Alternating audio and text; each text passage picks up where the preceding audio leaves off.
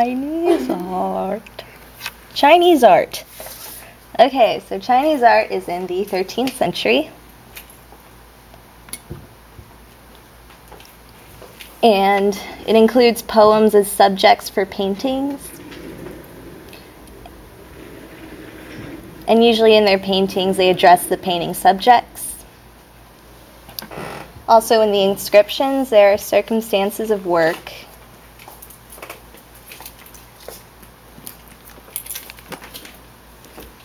There's use of bamboo in Chinese art, as well as calligraphy. Which we've seen where before? Very good. And the talk about literati. Literati. And logograms. And how the landscape paintings are usually done by men and the flowers women, etc. So the historical background. The 13th century was a time of violent political change to Asia.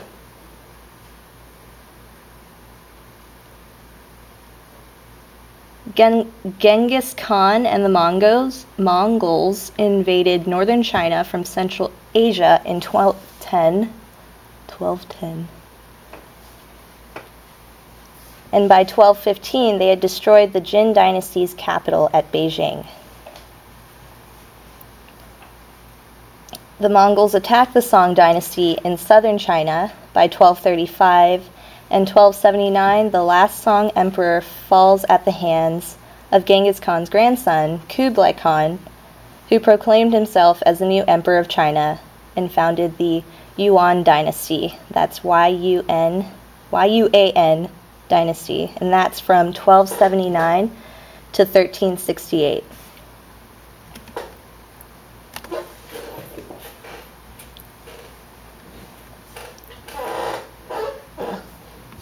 Okay, so during the harsh times of Yuan, trade between Europe and Asia increased.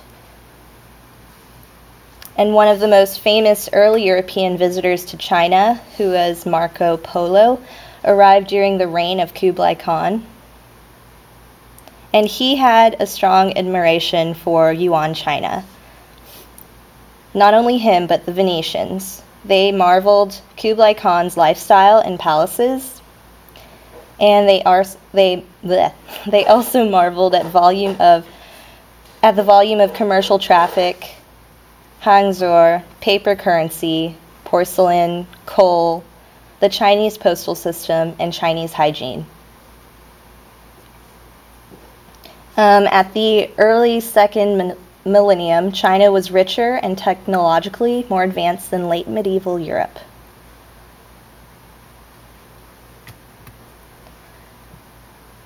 So going on to calligraphy and inscriptions. Inscriptions are texts written on the same surface as the picture. There are colophons, C-O-L-O-P-H-O-N-S, which are texts written or attached pieces of paper or silk. Usually calligraphy and inscriptions are done with round tapered brushes, with soot-based ink and paper or silk. Training in calligraphy was a fundamental part of the education and self-cultivation of Chinese scholars and officials. And inscriptions are especially common on literati paintings. Seal impressions in red ink was to identify the artist, kind of like a signature.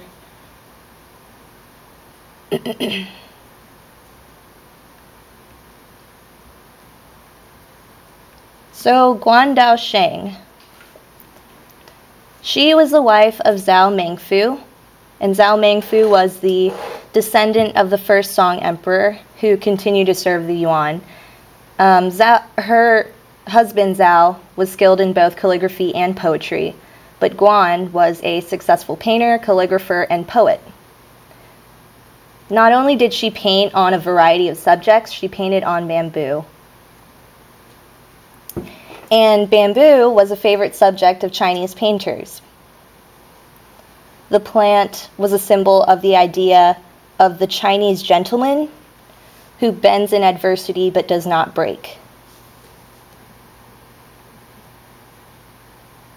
Depicting its branches and leaves created the cherished art of calligraphy. So this is Bamboo Groves in Mist and Rain. It's a hand scroll. And inscribed is the dedication by Dao Sheng to another noblewoman. There are 2 inscriptions in here. And the second inscription states that she painted the hand scroll, quote, in a boat on the green waves of the lake, unquote.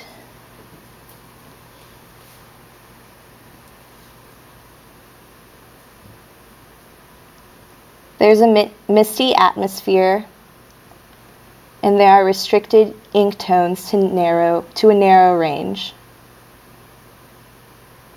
Blurring the bamboo thickets in the distance suggests not only recession, but fog.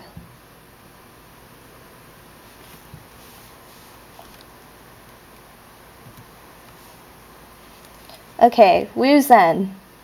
Wu Zhen shunned the Mughal court and lived as a hermit for his whole life, far from luxury. He was one of the literati, or he was a part of the literati, and the literati is spelled Literati, and that means scholar artists who emerged during the Song dynasty. And about the literati, they painted primarily for a small audience of their educational and social peers, and men and women came from prominent familiars and were highly educated, and they steeped in traditional Chinese culture. They cultivated painting, calligraphy, poetry, other arts as a sign of social status and refined taste. And literati art is usually personal in nature and often shows a nostalgia for the past.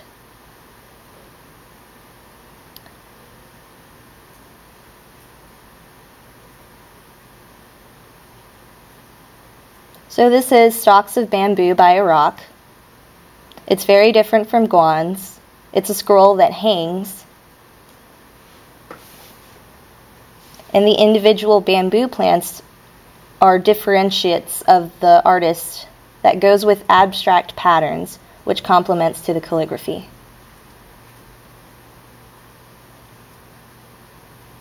Red seals that identify the artist.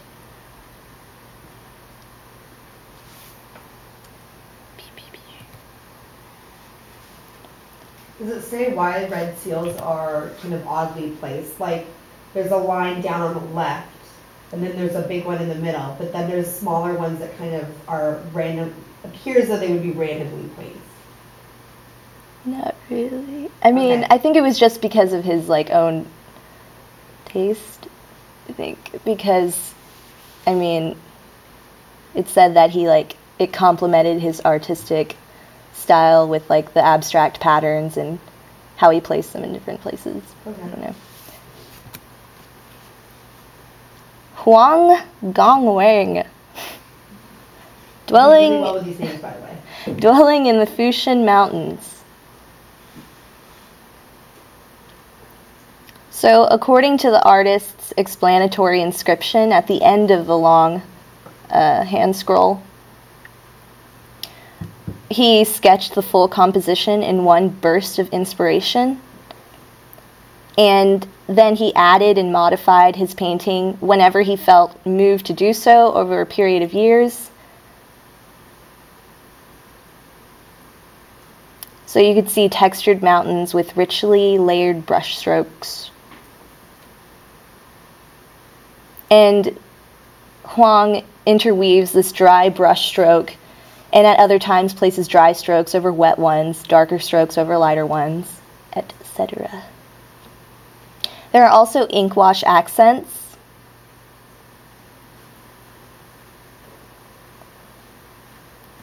and this type of rhythmic play of brush and ink that renders the landscape's inner structure and momentum.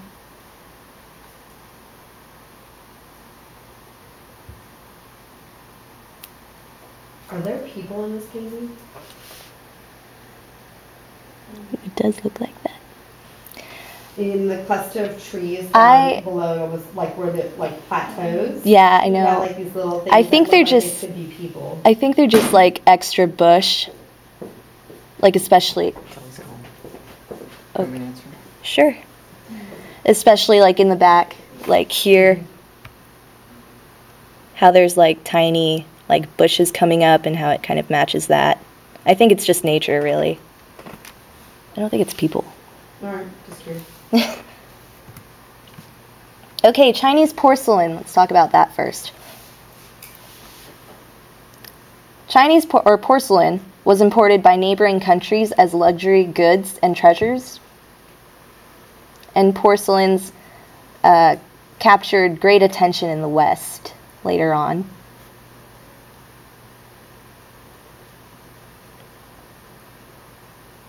Potters did not succeed in mastering the production process until 18th century, the early 18th century.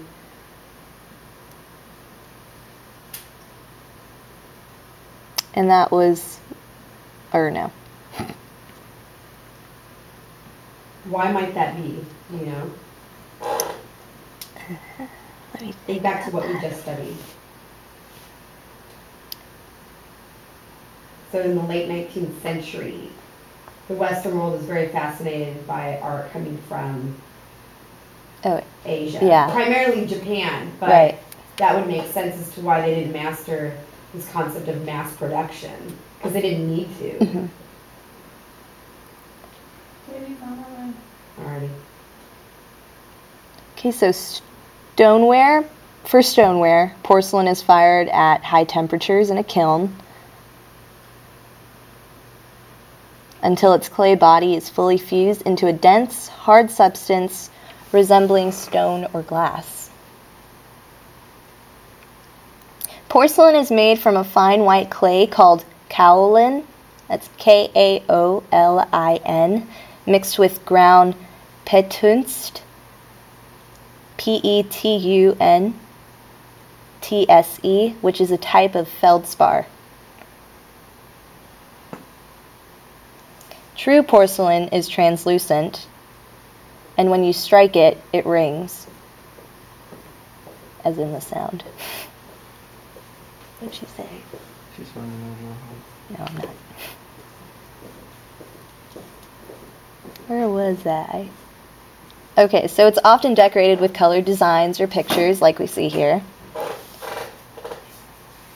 And painters apply some mineral colors to the clay surface before the main firing and apply a clear glaze over them.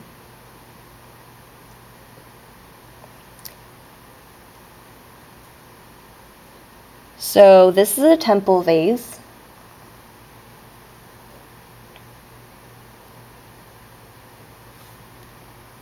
And it has a cobalt blue underglaze decoration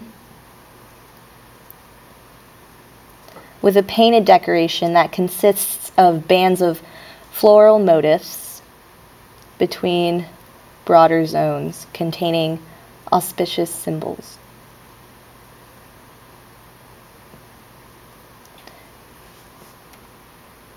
There are phoenixes in the lower part of the neck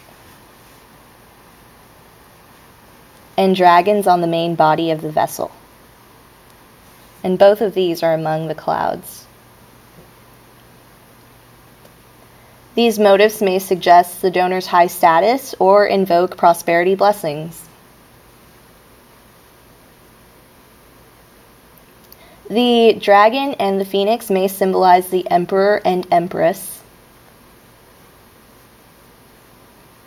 or the dragon may represent yang, which is the Chinese principle of active masculine energy,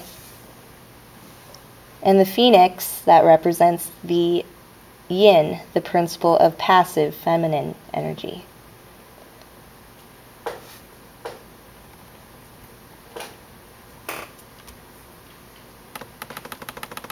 Did they serve a particular function? I think they held incense in them. Or like to just place on top, really. Not like for water carrying or anything.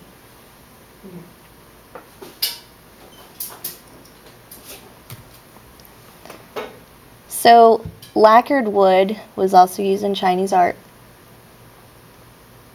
It was produced from the sap of the Asiatic sumac tree,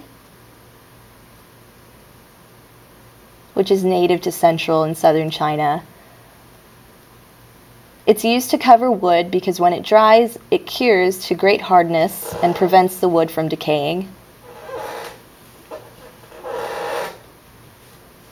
And lacquered objects usually have a lustrous surface that transforms the appearance of natural wood.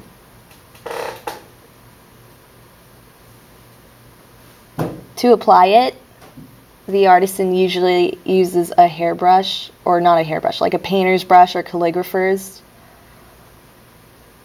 And it goes on one layer at a time. When it dries after one layer, it has to be sanded before another coat can be applied. And if a sufficient number of layers build up, it can be carved as regular wood. So I guess this is titled Table with Drawers. Just kidding, it's just a table with drawers. Okay. And it has floral motifs. Motifs, sorry. Motifs. The dragon and the phoenix are also included. They serve as imperial emblems. And this kind of lacquer is a thick cinnabar colored lacquer. And it had to be built up to numerous layers.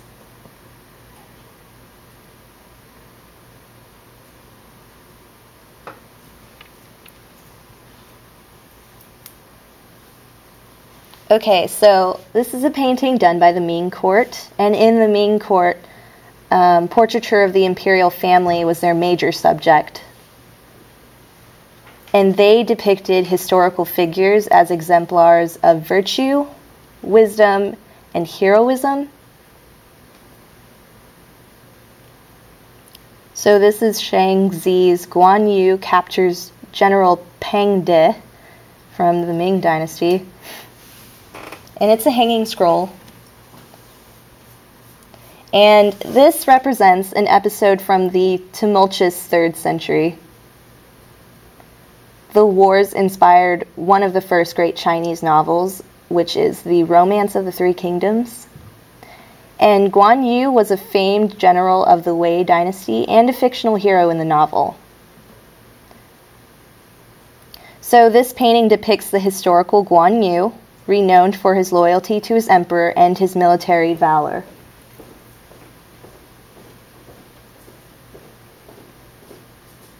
Presented with the captured enemy is General Peng De. D or De. And Shang Zi uses color to focus from the ink landscape and contrasts the victor's armor and bright garments with the vulnerability of the captive, who has been stripped almost naked, further heightening his humiliation.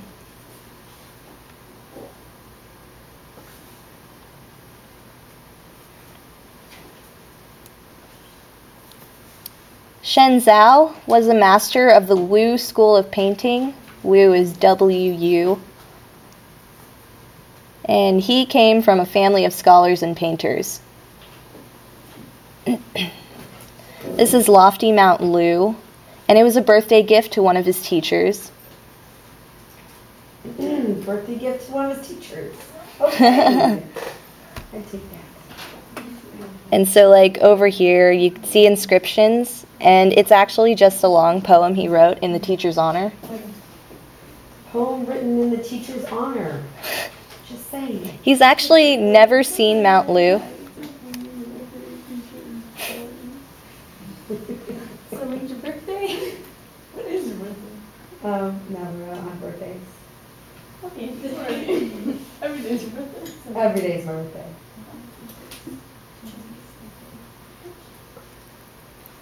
He's actually never seen Mount Lu, but He's not a realist. It's over there. It's over She's there. filming the screen. Yeah. Yeah. Why can't we Took do us a couple that? times to figure that one out, right? She thought of it. No. And so the artist suggests the immense scale of Mount Lu by placing a tiny figure at the bottom center of the painting, which I couldn't really find, to be honest. But if you can, you know. Is it that really- It's like a tiny figure. That, maybe? That's the tree. I thought this might be your tiny figure here. Yeah. Like on the, It kind of looks like it's like.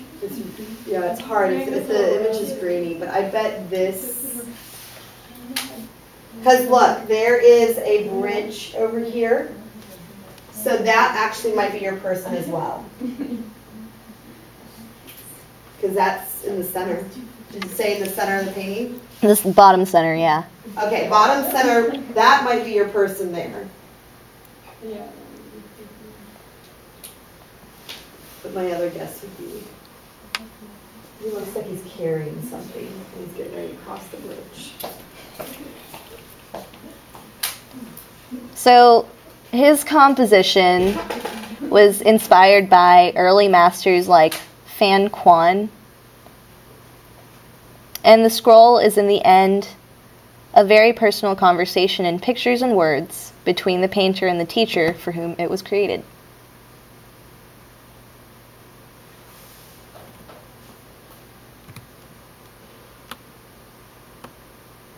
Dong Kui Chang. Ki Chang. Ka-chang. Okay, so he was an influential literati. He was a wealthy landowner and a high official who was a poet, calligrapher, and painter.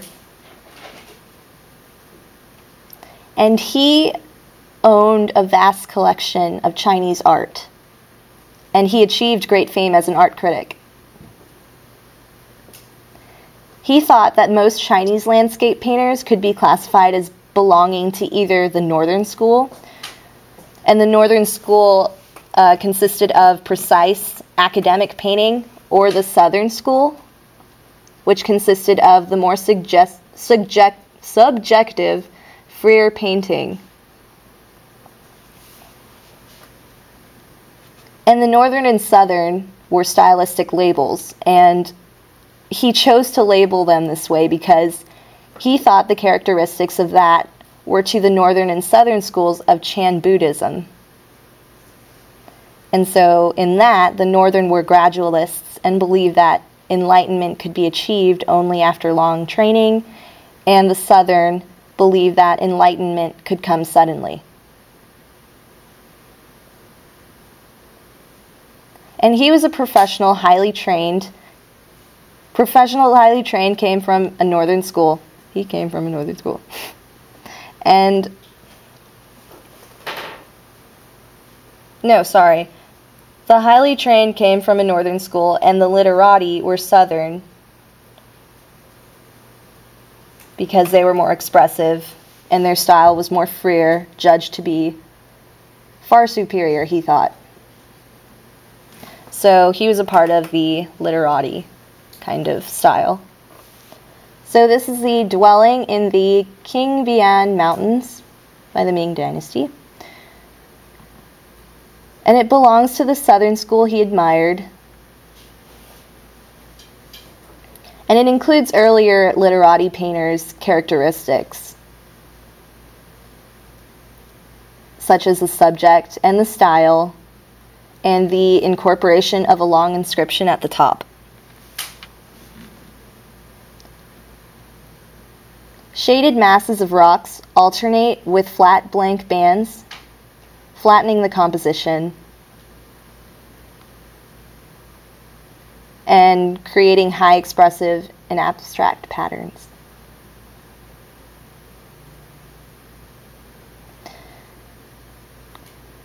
Hui Chang was the first modernist painter by critics because he foreshadowed developments in the 19th century European landscape paintings, which is chapter 29 in your book, or realism, like we just learned.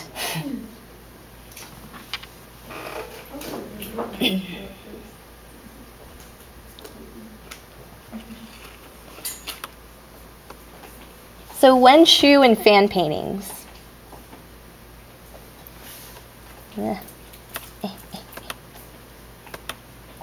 Wait. Okay.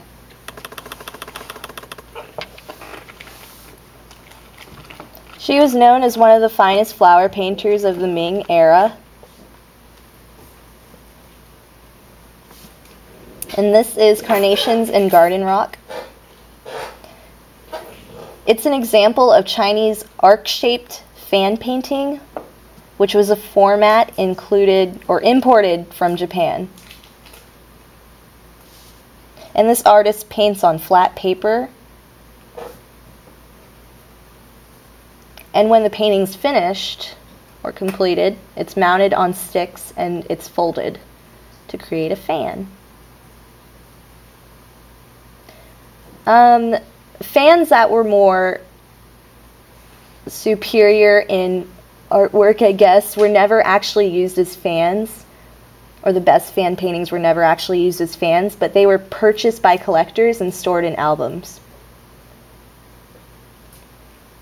And she includes essential elements, such as the central rock formation and the 3 sprays of flowers, against a plain background. She includes delicate brushstrokes and a restricted palette. And the communication of the fragility of the red flowers contrasts between the solidity of the brown rock. And in the end, this creates a quiet mood of contemplation.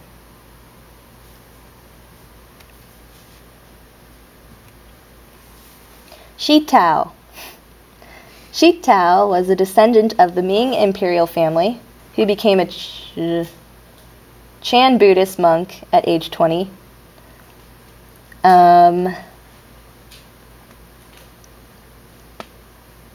He had theoretical writings which called for the use of single brushstrokes or primordial lines as the root of all phenomena and representation. He also studied classical paintings. He opposed mimicking earlier works and believed that he couldn't learn anything from them unless he changed them. So, Man in a House Beneath a Cliff. It's surrounded by the surging energy and the free-floating colored dots and multiple sinuous contour lines.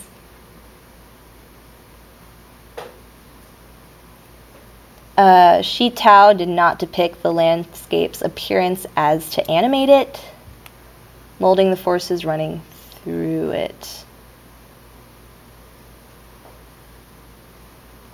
Ooh. Okay. Giuseppe, no wait, don't tell me, I know it. Giuseppe Castiglione.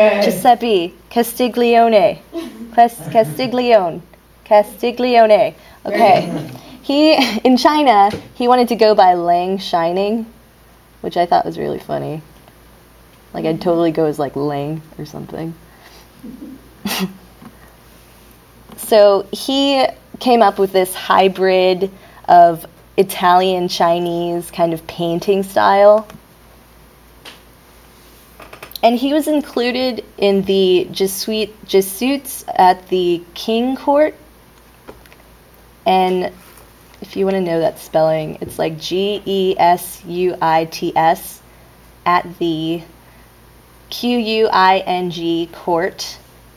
And here, European Jesuit missionaries were familiar figures at Jesuit. Jesuit. Thank you. Got it now. Missionaries were familiar figures at the imperial court, and many of those missionaries were artists, and they were instrumental in introducing modern European painting styles to China. But the Chinese found the Western style unsatisfactory, so these artists adapted their styles to Chinese taste, and that's what Giuseppe does here. He painted this in honor of the Yongzheng Emperor's birthday.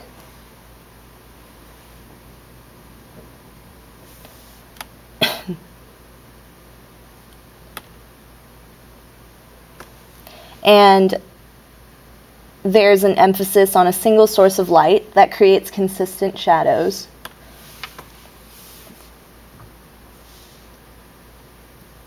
What was really European of him was his interest in three-dimensional volume, since what we've seen so far is very flat.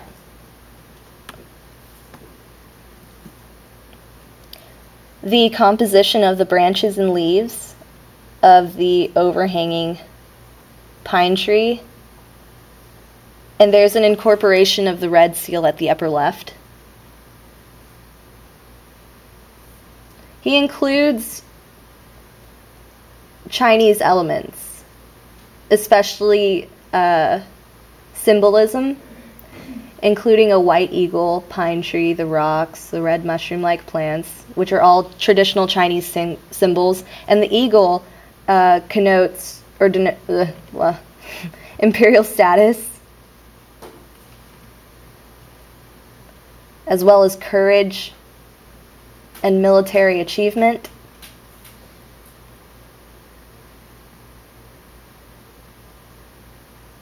The mushroom-like plants is actually Lingzhi, which is Lingzhi,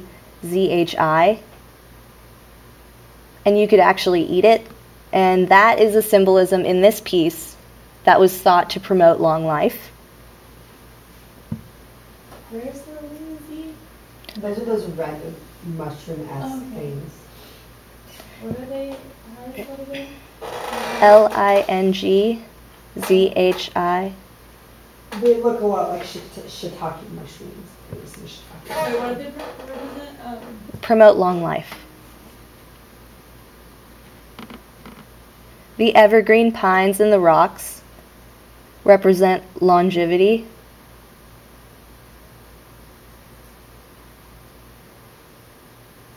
And they're all very fitting motifs with which to celebrate the birthday of an emperor.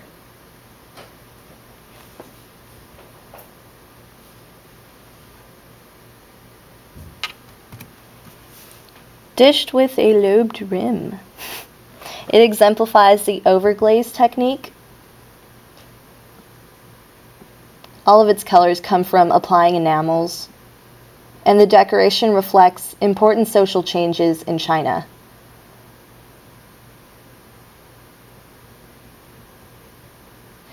Economic prosperity and the possibility of advancement through success on civil service examinations made it realistic for many more families to hope their sons could achieve both wealth and high social standing.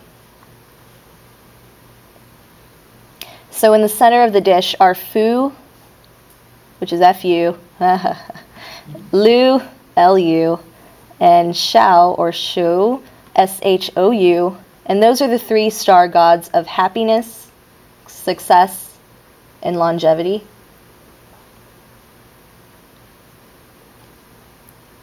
And the pine trees around the rim are all symbols of long life.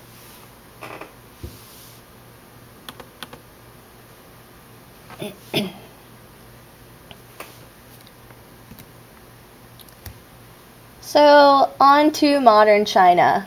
Modern China goes from 1912 to the present.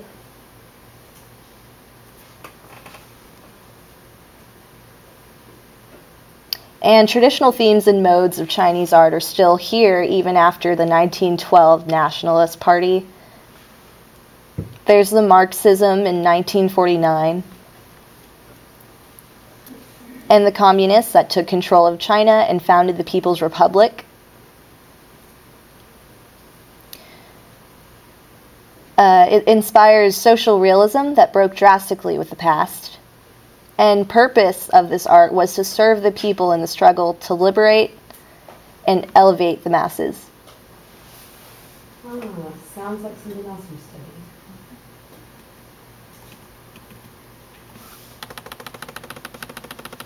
So this is the Rent Collection Courtyard. It's a 1965 tableau, and it's about 100 yards long, incorporating 114 life-size figures.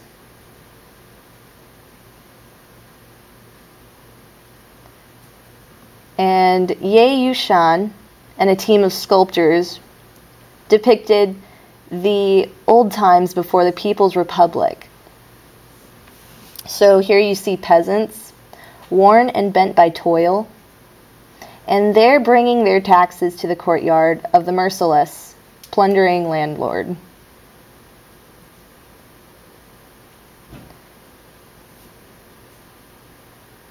And the overall message is for this to never happen again.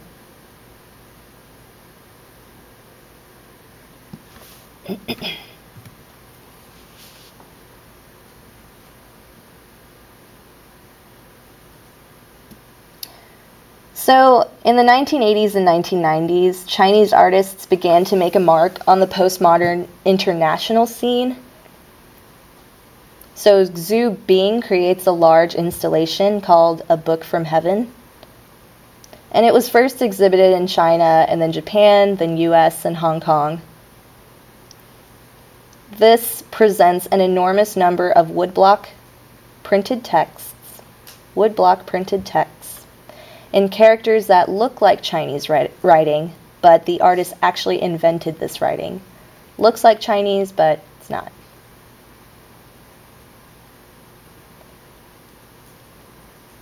So producing these texts that he did required both a knowledge for the actual characters of Chinese and extensive training in block carving.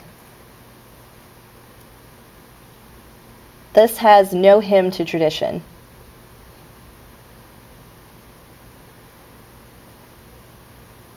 It's been interpreted both as a stinging critique of the meaninglessness of contemporary political language, and as a commentary on the illegibility of the past. And it can also be read on many levels.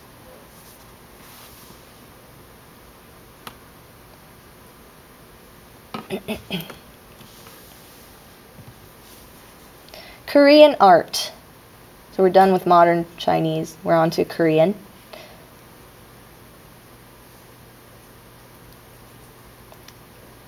And this comes from the Joseon dynasty,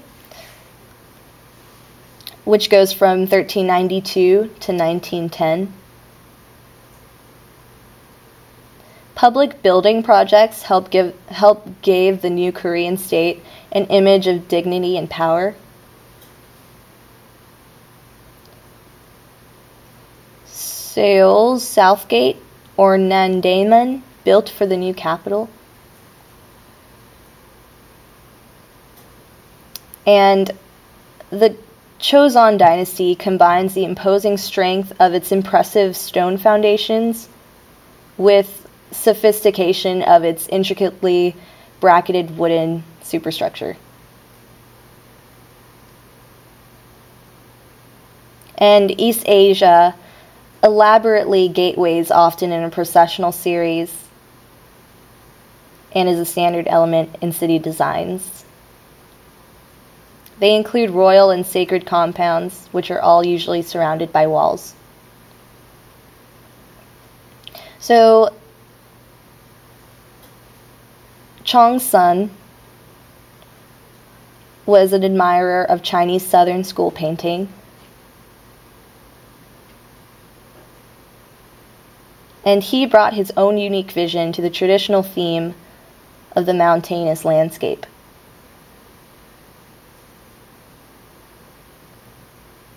The Kumgang Mountains evoked an actual scene, an approach known in Korea as true view painting.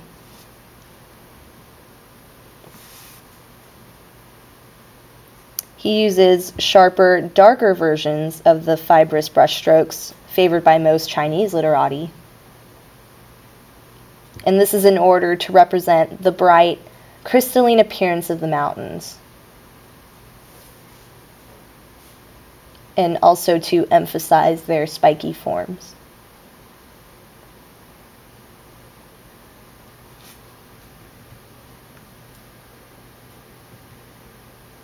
Oh no, I didn't put modern Korea. Oh man. Well, I'll talk about it. Okay, modern Korea goes from 1910 to the present.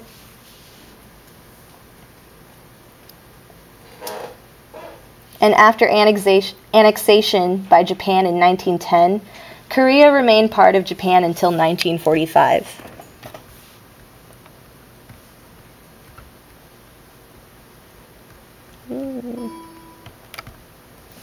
I need the internet.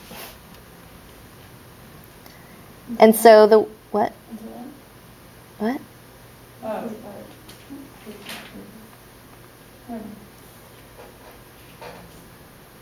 So Western allies in the Soviet Union took control of the peninsula nation at the end of World War II. And Korea was divided into the Democratic People's Republic of Korea, which was North Korea, and the Republic of Korea, South Korea. What was the North? The Democratic People's Republic of Korea. Yeah, they're real democratic over there in North Korea. Real democratic. And then South Korea, the Republic of Korea. So South Korea at least has emerged as a fully industrialized nation. And artists have had a wide exposure to art styles from around the globe, while some artists continue to work in a traditional East Asian manner. And others have embraced developments in contemporary Europe and America. Can I look up the picture? Because it's just one more. Mm-hmm. Go to the internet. Uh-huh.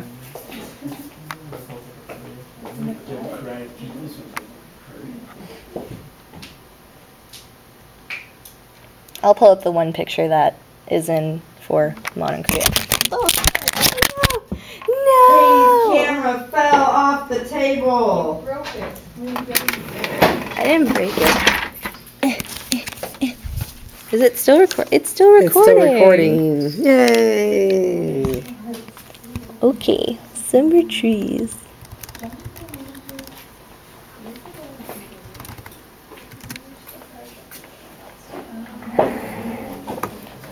Okay, so our last work.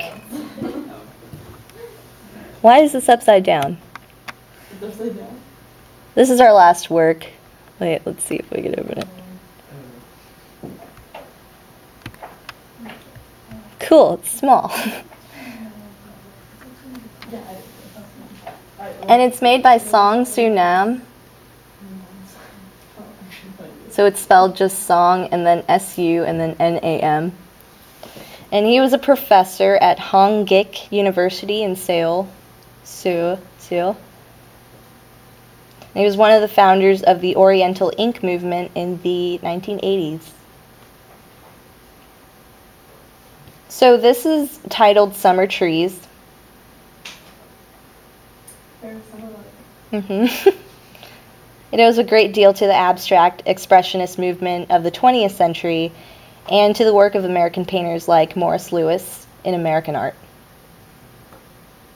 And instead of Lewis's acrylic resin on canvas, Song uses ink on paper, just like Chinese art.